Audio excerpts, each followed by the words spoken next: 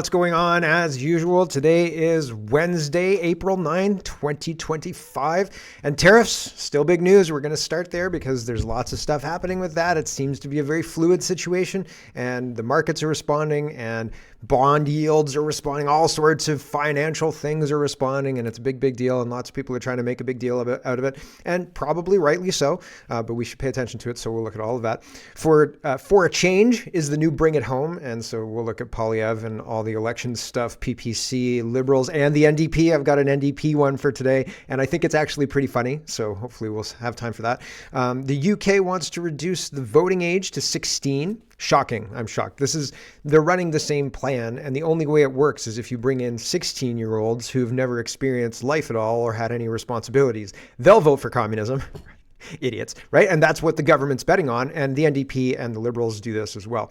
China is dumping 10-year treasuries. Trade war intensifies. 104% tariffs, I think, went into effect at midnight because China didn't back down and they started dumping their 10-year yields. All sorts of crazy stuff's happening. But ultimately, I think a lot of economists, Apple's moving their manufacturing back to the United States to make iPhones and other things that you need higher expertise for. And so that's interesting because that hedges against Apple losing a lot of value in the stock market because Apple's going to be moving into the United States and that's what Trump wants. And so he gets his way and the problem is more China's now and not the United States, but China is trying to make it a problem for the United States, et cetera. And so we'll watch how the whole thing rolls out. We'll see how this all happens. Digital ID rollout is starting across the world. I've got China, I've got Taiwan, I've got the UK, and the UK is probably the most concerning of them all. NDP are 8% in the polls, and Jagmeet Singh, it is funny. So I've got a video of Jagmeet Singh dodging answers with regards to you're at 8% in the polls. What do you say about that? And he pivots and doesn't say anything about it because he's terrified because he's destroyed his party. So that's pretty funny. Yesterday, I had a fluff on my face the whole show, and I didn't realize until the end of the show. So, and then I was only watching and I have sometimes I'm in my garage, right? So I have little flecks and things on my screen. And I thought it was just a fleck on my screen and I went to brush it away and I was like, oh my gosh, that's on me. I moved it on my face. Anyway, so apologies that I didn't realize that. And I was throwing shade at Mark Carney's teeth, right? Anyway, regardless, lots to get to. Let's get to it. First, tariffs. Donald Trump is imposing 104% tariffs on China, says Riyadh Azat. Days ago, Trump issued a customs duties law imposing tariffs exceeding 50% on goods imported from China and Asian countries. In response, China retaliated by imposing 34% tariffs on imports from the United States. Trump, in turn, threatened to double the tariffs on China to around 104%. The final result is a surge in prices for components of small devices manufactured in China, most notably the iPhone. So iPhone is shifting gears, and that's exactly what Trump wanted. Somebody said, you're going to hear a big sucking sound. And, what's that I hear? Yeah, I think that's that sound. Charles says, people close to the Trump White House say you can expect an announcement of some sort of formal negotiations over trade and tariffs with Japan, Vietnam, and possibly the United Kingdom as early as today. I'm not sure how much this moves the needle if it does go down. I always hedge with Trump, who is unpredictable, and these are inherently unpredictable times. Japan and Vietnam were already moving in this direction. UK is a longtime trade partner, but it's better than the alternative, and it does change the market narrative of doom and gloom. Story developing. So it's interesting. There are a lot of people who don't like Trump, and even people who seem to be on Trump's side. I heard Elon Musk made direct appeals to Trump to not do this, do not do this, right? But that's just rumor. I just heard it on, I think, one tweet, and I thought that's interesting, but it wasn't a big thing. So there are a lot of people who don't like this, but I think ultimately over a medium or longer timeline, I think there's a bump now, but over a medium and long timeline, I think it strengthens the United States, and the example is going to be repeated around the world. And I don't know that that's bad. I think that that's probably good. Trump talks about NAFTA. I've got Trump talking about NAFTA in this series of tabs as well. Kevin says the Chinese communists are dumping 10-year treasuries. Should make for a very interesting Wednesday on Wall Street and at the Fed. So Trump wants the Fed to reduce interest rates in order to renegotiate his large debt that's coming up, and they haven't cut the rates yet. And so that's what this is all about currently, right? And when this is dealt with, there's going to be another thing, right? Super fun. Derek says, President Trump says the shrill, okay, I'll just let him say it. Here he is. But the shrill voices that you're hearing this week about tariffs are the same scoundrels and frauds who never thought twice about when the United States lost 90,000 factories and plants. Think of that, 90,000. How do you do 90? If you had a map, a big map the size of that wall, and you had a pin for each factory, you wouldn't have enough room. You think of it, 90,000 factories since NAFTA. But lost 90,000 factories since NAFTA. Trump is going to he wants to bring back manufacturing. How many factories do you think he can bring back in his 4 years that he's got left, right? Or 8 years that he's got left? Here is Megatron sharing no, this isn't Pam Bondi. This is the press secretary, and her name's escaping me right now. But she's asked, what does Trump mean by the little screws that people put together? And she fleshes it out and says, we're bringing iPhone manufacturing back to the United States, which is a big get. Like if Obama did this, or if any other president other than Orange Man Bad did this, it would be a huge win. It would be the crowning achievement of their presidency. It'd be the only thing they got done, right? And Trump's doing this for breakfast, okay? Caroline, thanks. Does the president endorse something that Howard Lutnick said on television this weekend, which was that the army of millions and millions of human beings screwing in little screws to make iPhones, that kind of thing is going to be moving to the U.S.? Is that how the president envisions manufacturing shifting? And if so, how long would that take, roughly? The president wants to increase manufacturing jobs here in the United States of America, but he's also looking at advanced technologies. He's also looking at AI and emerging fields that are growing around the world that the United States needs to be a leader in as well. So there's an array of diverse jobs, more traditional manufacturing jobs, as you discussed, but also jobs in advanced technologies. The president is looking at all of those. He wants them to come back home. But iPhones specifically, is that something that he thinks is the kind of technology that can move to the U.S.? Absolutely. He believes we have the labor, we have the workforce, we have the resources to do it. And as you know, Apple has invested $500 billion here in the United States. So if Apple didn't think the United States could do it, they probably wouldn't have put up that big chunk of change. Right. Lots of money. And Apple's got money, got lots of liquidity. Here's Trump talking about the evolution of tariffs and the removal of tariffs that were replaced with income tax. So is he signaling an end to income tax if we don't need it anymore because of these beautiful, lovely tariffs that he says? And by we, I of course mean the United States and not Canada. Womp womp. Anyway, here's Trump. From 1789 to 1913, we were a tariff-backed nation, and the United States was proportionately the wealthiest it has ever been. So wealthy, in fact, that in the 1880s, they established a commission to decide what they were going to do with the vast sums of money they were collecting. We were collecting so much money so fast, we didn't know what to do with it. Isn't that a nice problem to have? What do you think, Marco? Good problem? Marco would love that problem. But we don't have that problem anymore, but we're not going to have it very much longer, I will tell you. But they collected so much money, they actually formed a commission to determine what they were going to do with the money, who they were going to give it to, and how much. Then in 1913, for reasons unknown to mankind, they established the income tax so that citizens, rather than foreign countries, would start paying the money necessary to run our government.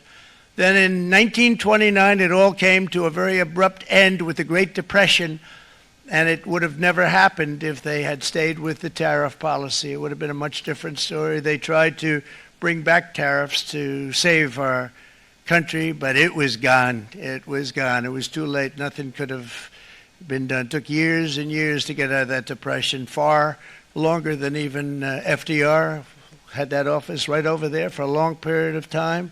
The ramp system, that's rather intricate, was built because of him, and every time you walk up, you think of him, and he did a great job in many ways, but it lasted long beyond his terms, as you know. But it's not too late any longer, and we're going to start being smart, and we're going to start being very wealthy again. We're going to be wealthy as a country because they've taken so much of our wealth away from us. We're not going to let that happen. We truly can be very wealthy. We can be so much wealthier than any country. It's not even believable, but we're getting smart. He just keeps going. He just keeps rambling. It's interesting, the going off and talking about FDR and the ramp system in the midst of this whole thing. But it's interesting talking about ending ending the tariff system in favor of income tax and Trump trying to unwind that. And he's making those comparisons, which is quite interesting too. Here is Alberta as not quite 51st state, but independent state. And I feel like this matters to tariffs, although I'm going to put this at the end of tariffs. We'll finish off the tariffs first, I think. Food professor says, elbows up. So Trump tariff response, negotiating trade is 8 countries, 2, 4, 6, 8, 10. Oh, 10 countries. And well, China's on there 3 times, or Turkey's on there 3 times. So, and France is on there twice. Oh no, that's France and Italy, and other similar looking countries. Anyway, regardless, all of these countries are not retaliating. China and Canada are the only 2 retaliating. And China's getting into a massive, massive trade war. Are we fighting on the side of China? Is Canada, quote unquote, fighting the United States on the side of China while these other countries are looking out for their own best interests? Like, that's how it feels to me. The EU says maybe retaliation. Mexico says no retaliation whatsoever. We'll do whatever Donald Trump wants.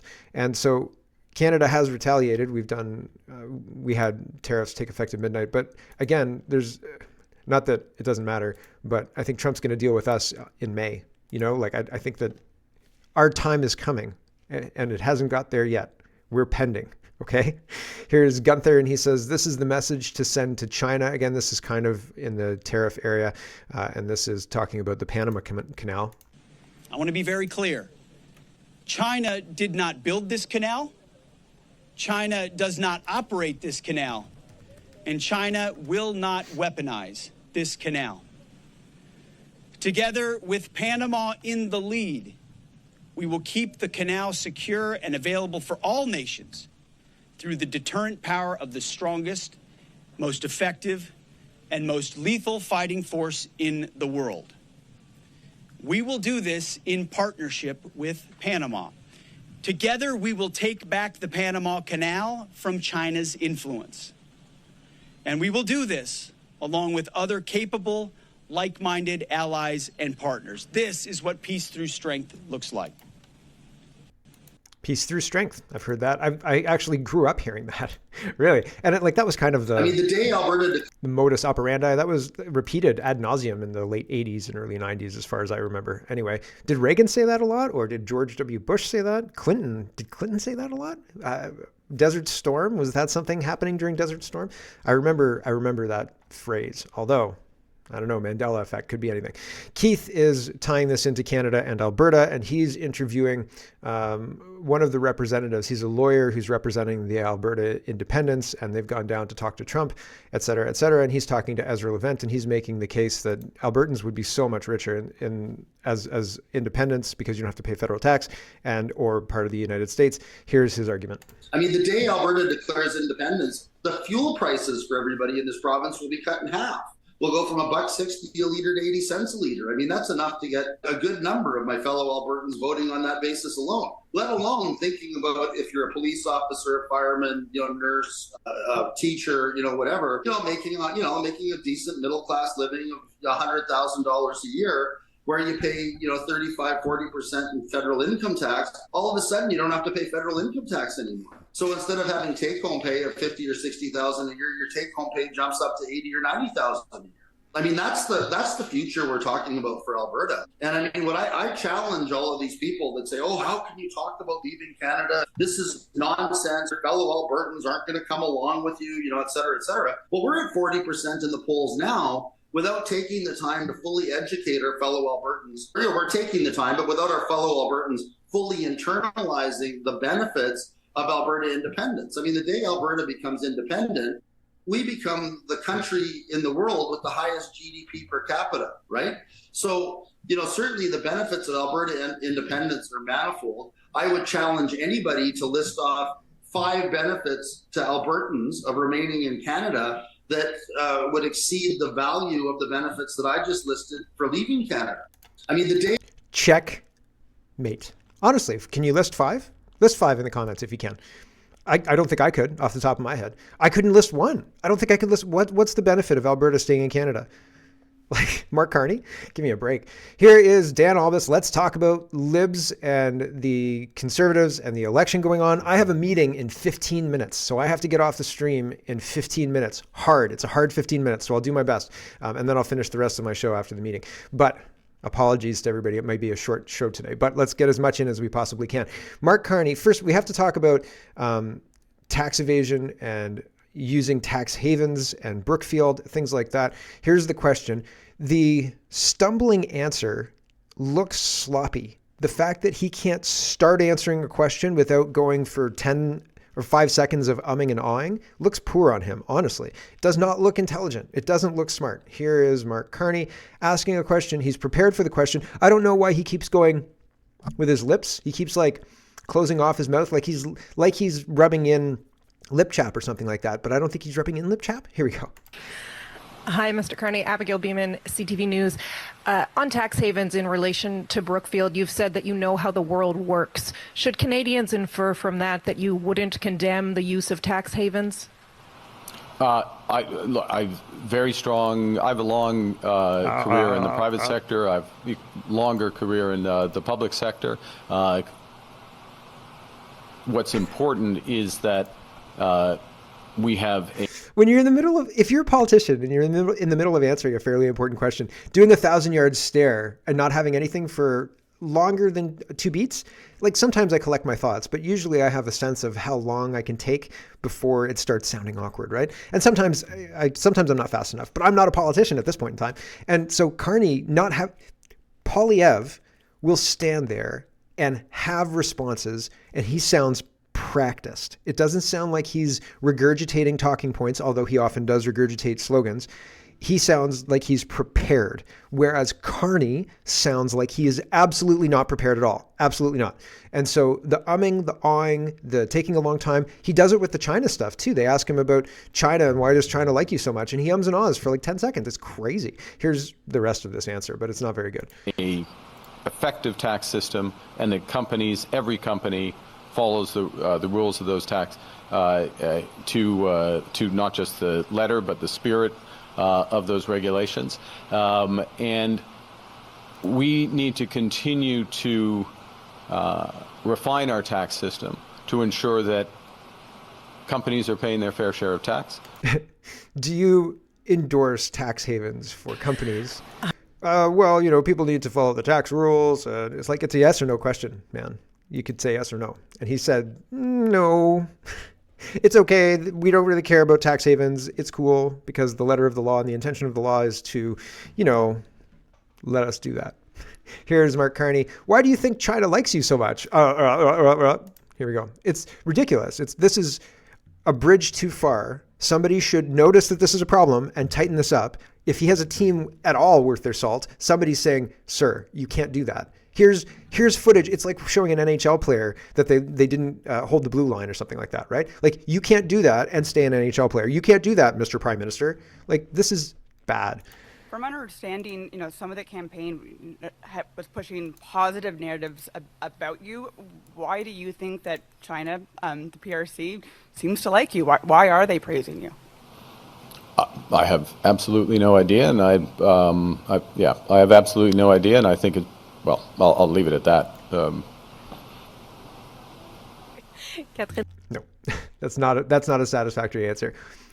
You should have your team quiz you and come up with answers that are meant to trip you up. That's not an acceptable answer to that question. Why do you think the PRC likes you? What are some reasons that the PRC might want to influence you, sir?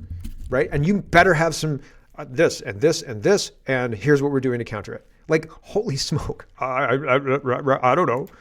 Are you kidding? Are you kidding me right now? Noah says Carney was asked today why People's Republic of China is praising him. He said he has absolutely no idea. He had the chance to condemn the PRC information operation disclosed this week by the security officials, but didn't. Missed opportunity as well, right? Like, he's in a situation where he should have denounced these things, said this should never happen, blah, blah, blah, blah, blah. But did he? No, he did not. Did not. And that's a missed opportunity that's noticed. Very notable, in fact. Brian Lilly says, imagine you're the Prime Minister of Canada. Your own government officials reveal that China, a hostile foreign power, is pushing stories to help you and your party get elected. Would you come up with a better answer than this if asked why China supports you? Even in the car ride over? Like, what do you think are some questions I might get today? Prep me here. Like, what do you think? Give me some questions. What's your favorite ice cream flavor? This is the same one as earlier, but people are comparing to Trudeau. But I'm hesitant to show the Trudeau clip because I feel like it could be PTSD inducing, right? Like I don't want to harm anybody, right? So even showing the picture is a little bit too much. So sorry for the lack of Trudeau warning. So it's just noting that Mr. Carney has, and I have a stutter, for crying out loud. I'm not trying to make fun. I'm saying you've got to be polished as the Prime Minister, and he is not. He is not, right? Not his teeth, not anything.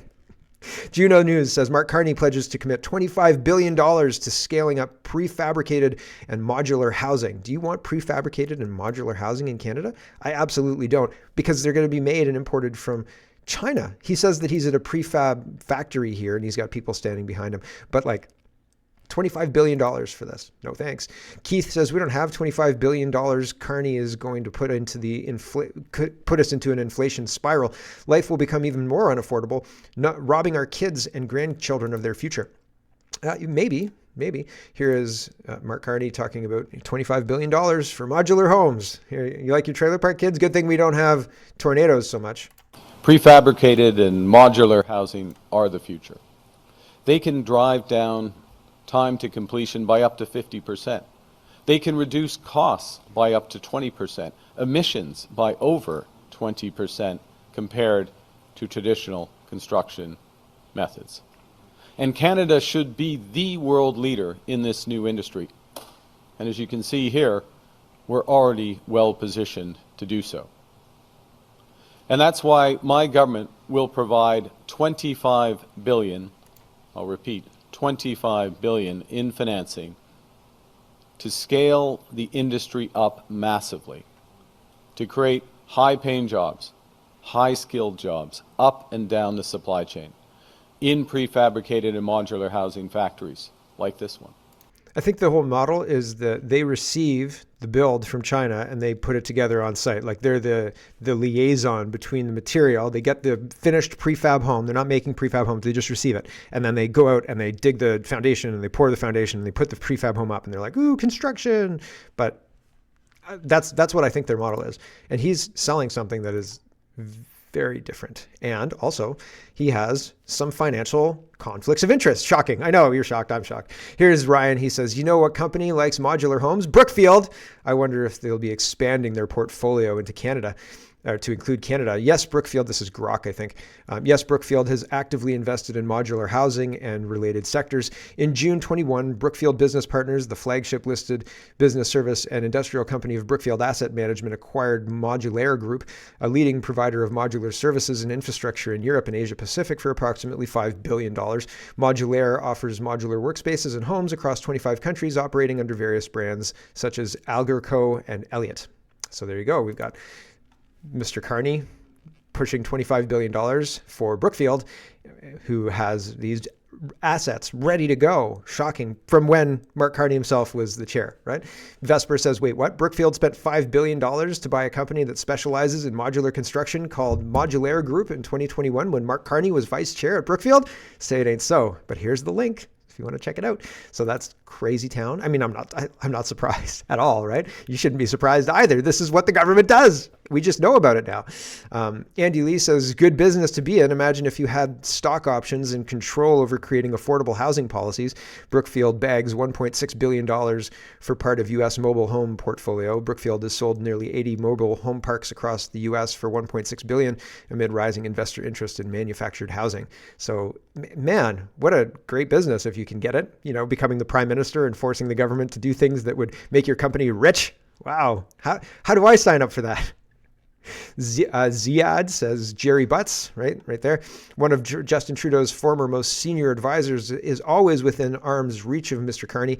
Does this look like change? Mark Carney is Justin Trudeau 2.0. I think that is very, very true. Man, I've got 5 minutes left. I feel bad because this was probably going to be a lot longer than this, but I have to go. Like, I have a meeting, so I can't do anything about it. An oil exec is showing this.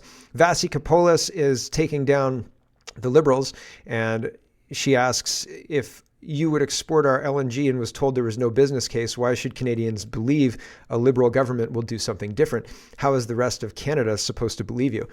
Right. Like, right. And the Liberal minister, here's Andrew Scheer, and I thought this was somebody that I knew, but looking at him now, I don't recognize him off the hop. But here's just a minute of this. Mr. Sousa, your government has signed, for example, I think it's 4 or 5 free trade agreements in the last 10 years. And despite that, the portion of exports we send in the United States has remained stagnant, if not slightly increased. When you talk about being an energy superpower, I was the reporter asking world leaders if they would take our LNG, and they were responding positively. And then the question was asked of the former Prime Minister, Justin Trudeau, well, come on, like, they want to buy it. What about that? And he explicitly said there was not a business case. So why should Canadians believe all of a sudden a Liberal government will do something differently? Prime Minister Carney has already reached out to a number of all the premiers. We're having collaborations right now to lessen the trade barriers that sit between us. We are collaborating, given the circumstances south of the border, to stand strong for sovereignty in Canada. They are coming together. They recognize what's at stake. They recognize that we need support for the workers who are impacted as a result of these tariffs that are not only Canada, but part of measures around the world. And the volatility and the destruction of valuations across the world has taken effect within the last number of days as a result of these measures. We're the only country that didn't come to the table for negotiations on trade. Like, what the heck? Food Professor is responding to Stacey. She says, crowd sizes show that people that never vote are motivated to go out and vote. The polls don't pick up these people. Conservatives need to make it too big to rig. And Food Professor says he recently met a key figure in the Carney campaign. The crowds turning out for Poilievre across the country are clearly making them nervous. That's all I'll say for now, he says. Yeah, that's very interesting. Here's Mark Carney lineup an hour before, and it's 25 people, 30 people, maybe 50 people waiting outside. It's not nearly what waiting for Poilievre. Dan McTeague says the same guy who told a female constituent here in Milton to F off would hope veterans don't forget his brand of dismissing those that might disagree with him. Don't be fooled again. So Adam Van K is calling Stephen Harper a Nazi. He says, congrats to Pierre Poilievre on his endorsement from Stephen Harper. He joins felons like Conrad Black, conspiracy fraudsters like Alex Jones, Nazi saluters like Elon Musk, and far-right influencers Jordan Peterson, Joe Rogan, and Ben Shapiro. Good company.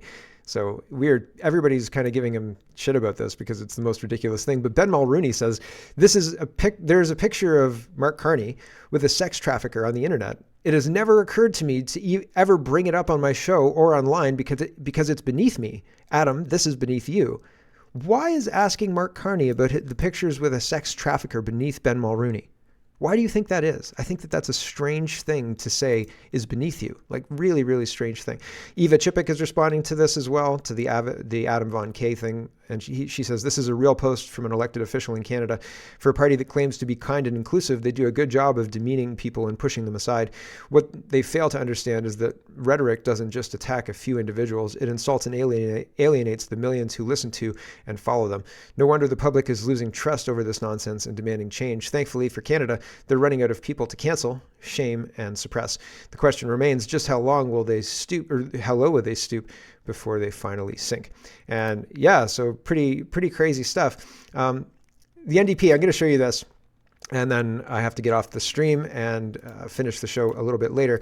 So the one I put on YouTube may actually be longer. So if you're interested in just a little bit more, check out the YouTube or Rumble feeds the later. Here's Jagmeet Singh being asked about polling at 8%, and he just pivots away. He does not answer the question. He just starts talking about what he wants to talk about. He doesn't answer the question, and I found it funny. Here we go.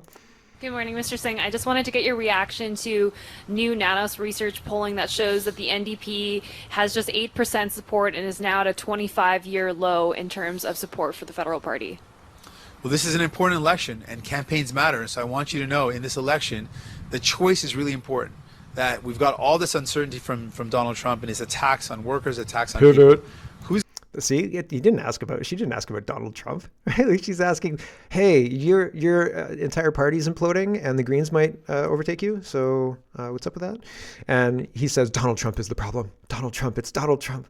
Okay, everybody, I got a meeting right now, so I've got to go. Thanks for watching, everybody, on the stream. And as I said, check out Rumble or any of the other streams later. They may be longer. I'm going to go through the CPC and the PPC, and then we'll finish off. So thanks for watching, everybody, and we will catch you tomorrow. All right, I'm back from my meeting. So, table salt. Let's talk about the CPC and all of their turnout at their events and things like that. Table salt says Poilievre announces he would reassign Canada Revenue Agency staff to target offshore tax havens, like the ones owned by Mark Carney. He stashed his company cash in Bermuda in a Bermuda company registered to a mailbox located above a bicycle shop. So, I mean, that's interesting because Mark Carney goes on a minute-long diatribe of ums and ahs, and Poilievre says, we'll instruct our revenue agents to go and have a look at these tax shelters and see if we can't do something about that. So that's interesting. Here we go. Liberal decade. And while you scramble to file before the deadline, checking every line to avoid being hit by a CRA audit, you learn that global liberal elites are getting away without paying anything at all. One of these insiders happens to be Justin Trudeau's economic advisor and handpicked successor, Mark Carney. It turns out that at the same time he was advising Trudeau for higher taxes, Carney was stashing his company cash in an offshore fund registered to a post office box above a bicycle shop in Bermuda. Now, he didn't pick Bermuda for the weather. KPMG says that Bermuda has no capital gains tax, dividend tax, or withholding tax, making it one of the world's most notorious tax havens. In fact, Mark Carney's company has been called Canada's biggest tax dodger.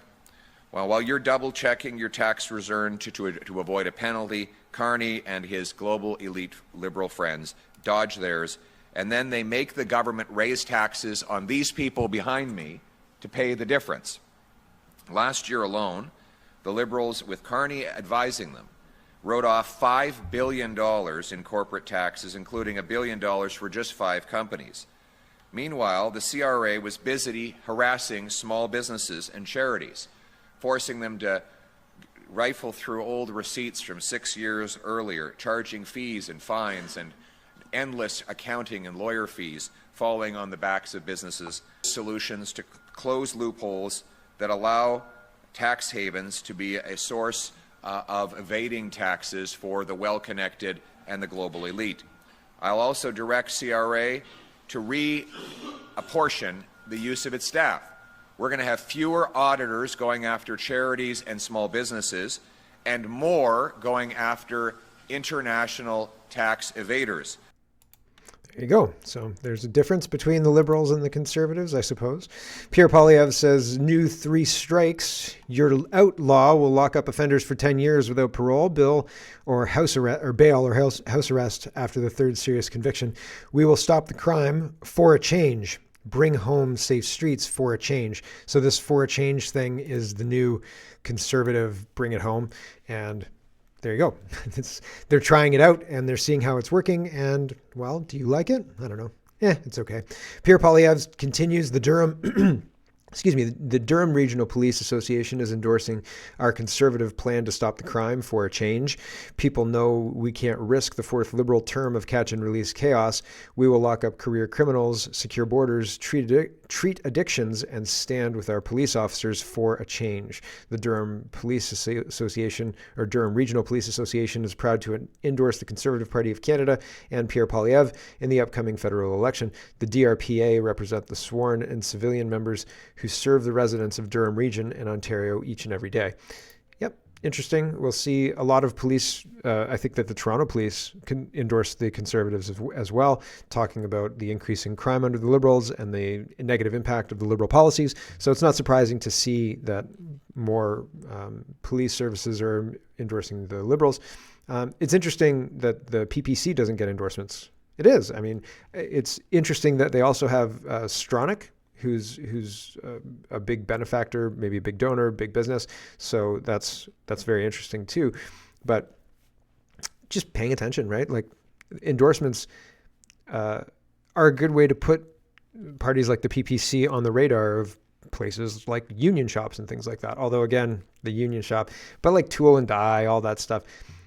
It's a good marketing tool for political parties. And it's interesting that I don't hear very often about endorsements that way. Interesting.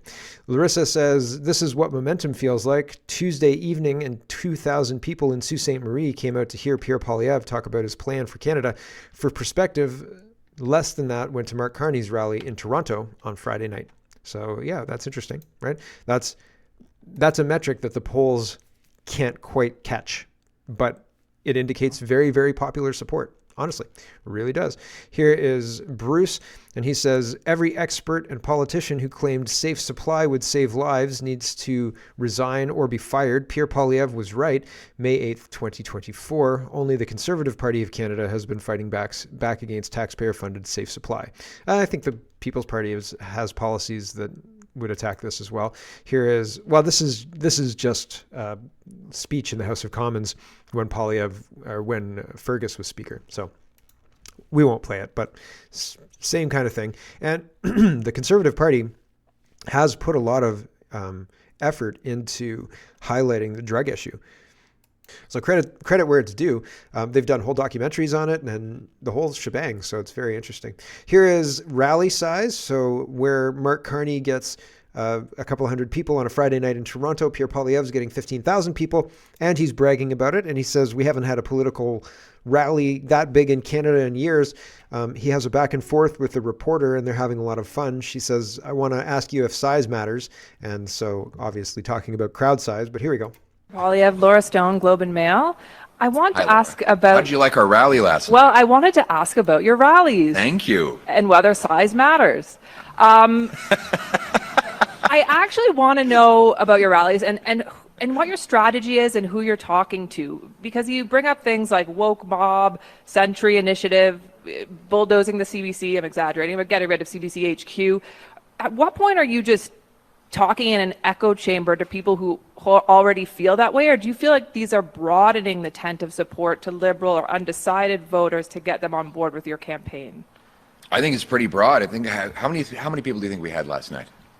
Thousands. Well, that's pretty obvious. I think you can be more precise than that. I don't. I mean, the party said 10,000 registered. There's reports of 15. I really can't say. One last question: when was the last time we had a rally that big in Canada? I don't know. I've never been to a political rally that big, I don't think. You know a lot about politics. Well, You're a very well-informed person. I know that if there were a bigger rally than that, you would know about it. I think so. But I think it was pretty incredible. Were any of you there? Yes. Magic, eh? So there you go, pivot, right? So interesting. He's showboating with crowd size, et cetera, and playing with the reporters. Interesting stuff. Here's Maxime Bernier, and he says, why are we rewarding foreign scammers on student visas with citizenship and permanent residency? We have to respect ourselves again. Let's send these parasites back to their country. So, yeah, I mean, that's stronger language, right? Here's Patricia, and she says she's thrilled to have Rebel News at PPC event in Uxbridge. PPC is the best platform for York, Durham, and Canada, and the only choice for a better future. The fake Conservatives won't even show up for debates. And Rebel News says the PPC now has a powerful ally in its corner, Frank Stronach, the billionaire founder of Magna International. Rather than doing debates, I would say that the PPC should probably just lean into doing podcasts and things and get there and maybe do rallies, although that's really hard because people don't show up for rallies, unfortunately. And the people who do show up, you don't want them to show up because they'll be disruptive and jerks.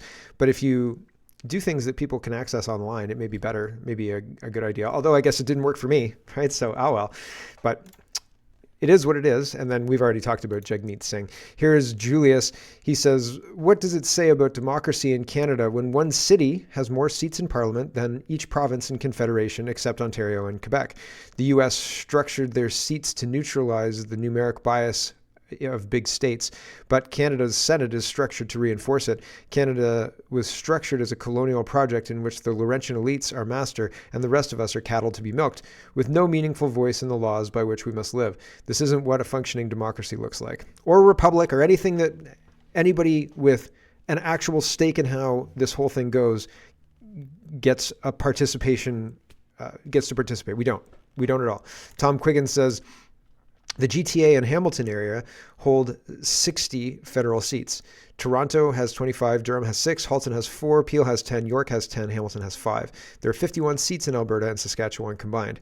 This has a huge influence on the next election. It sure does. It sure does. It sure does. And so like 60 seats is twice the number of seats as in Atlantic Canada.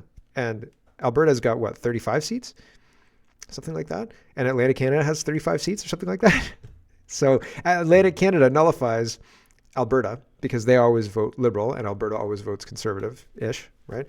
And so all of this, we're being played over and over and over again. It's so frustrating. Anyway, let's move into our...